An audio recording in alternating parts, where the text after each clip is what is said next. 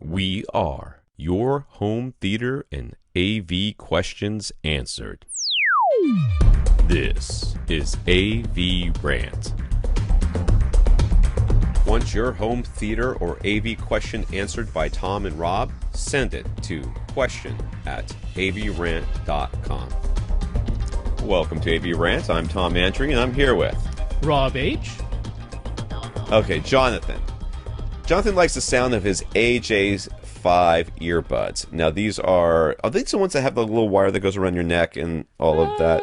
Yeah, I mean, they're in-ear monitors. I know that. The AJs are the ones that are supposed to be good for like running with, right? So.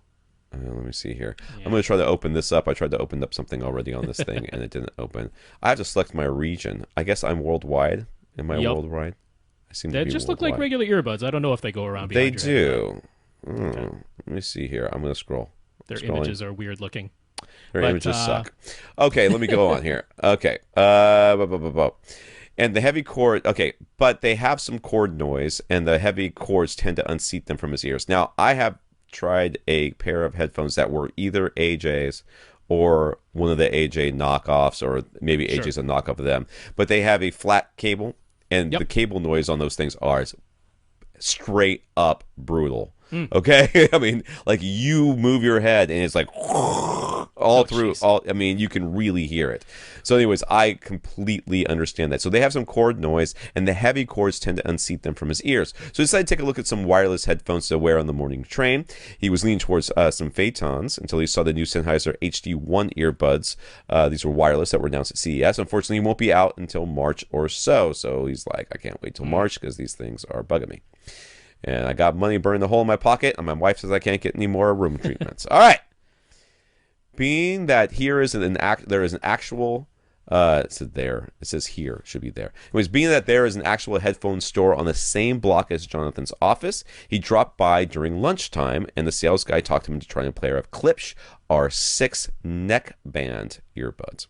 They're $20 cheaper than the Sennheisers, and while they sound a little bass heavy, they're otherwise much better than his AJ, so he bought them. So while walking back to the office, he had two thoughts. One, he should have checked prices online before paying store price. So he whipped out his phone and checked the prices, and they were the same everywhere. So he's okay with that one. And two, he thought to himself, what about the reviews? I didn't read any reviews. I haven't put one finger up. It should be two. So even with Tom's voice yelling, my disembodied voice yelling in his ear, he has internalized my voice into his super ego, which is now yelling at him saying, you already bought them. Don't look at the reviews. He looked at some reviews anyways, because clearly he's a man.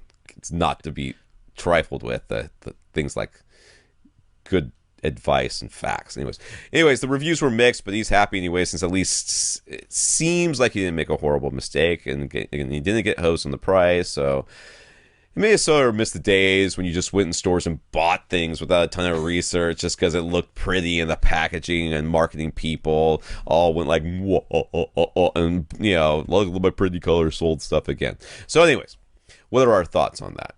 I much prefer now with all the reviews and online price comparisons. I mean, going into stores and buying stuff is how I ended up with a Monster product at one point in my life. So I much prefer now, Jonathan. I'm sorry. Hey man, I swallowed the before I really got into home theater. I mean, I bought all the Bose marketing stuff. I was like, yeah, man, those things are awesome. Those are the top of the line. When I get my first real job, the first thing I'm going to do, this was back in college, I'm going to get myself and I was a drama major. I was never going to get a real job, and I'm going to get myself some Bose speakers for sure. But no. It's much better now. I agree with Rob. There's nothing wrong with what you did. Okay, you gotta give yourself bought something that. You're happy with. That's the end game. That's totally fine. That's fine. Now, did you roll the dice and take a risk? You did. You didn't get burned this time, but you could have. But you didn't. But I think what you did, and the number one thing you did, is that you listened to them, and you had experience with other products. By doing that, and not only that, the experience with your home theater, which we know has good sound, because we helped you pick the speakers and set everything up and everything. So we know that you at least know what good sound sounds like. So you're able to identify, hey, these Klipsch ones are bass heavy. You know why they're bass heavy? Because just about everything's bass heavy these days. I mean, straight up, dude, they're all bass heavy. They Yeah. You gotta look to find something that's not bass heavy because everybody wants bass and bass sells. So that's something you'll have to live with. And frankly, 65% of the headphones I own are bass heavy. Mostly because I reviewed them and they won't take them back. And I like, these are bass heavy. Can you take them back? And they'll be like, no, the shipping costs too much. Just keep them. So my kids destroy them. I give them to my kids. I got my son right now, I think, is sleeping on top of a pair of $80 headphones that I reviewed and went, man, these things are straight. Did I even review them? I think I didn't review them. I've done this twice with headphones in my life. I won't tell you the brands or the products, but I contacted the manufacturer afterwards and said, listen, I'm sending these back to you. I don't want them. I don't want to review them. It's not going to do you any good because I'm just going to slam you, and it's not going to do me any good because I look like a total jerk. And I'm not. And frankly, I don't want to listen to your headphones. They're awful.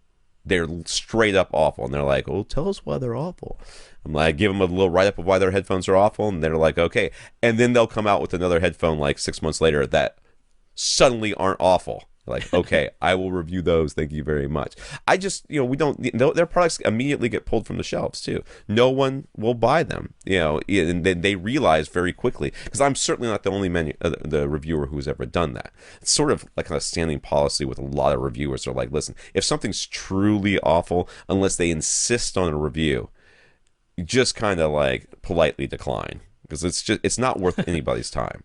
But, and then they don't get any press anyways, and nobody buys them for all those reasons as well. So you had the experience that you needed to be able to evaluate these things straight out of the box. And I think that's all you really needed at that point. If they had been horrible, nothing the salesman was going to say, Right. Yeah. no marketing was going to convince you otherwise, because you knew what you were listening to. And that's what we're going for here. That's what we want. We want people to be at the point where they can listen to something and be able to identify good sound themselves, and you can only do that if you have experienced good sound. Yeah, you weren't a first-time buyer asking us for Right. advice. What are the very first headphones I should try? So that's, Right. Yeah.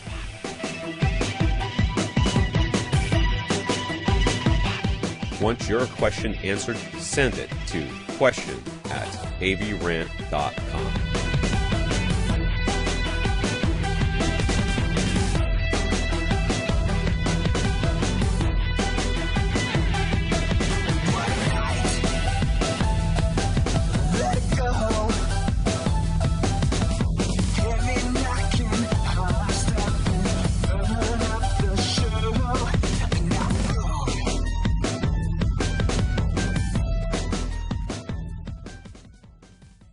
This is AVRant.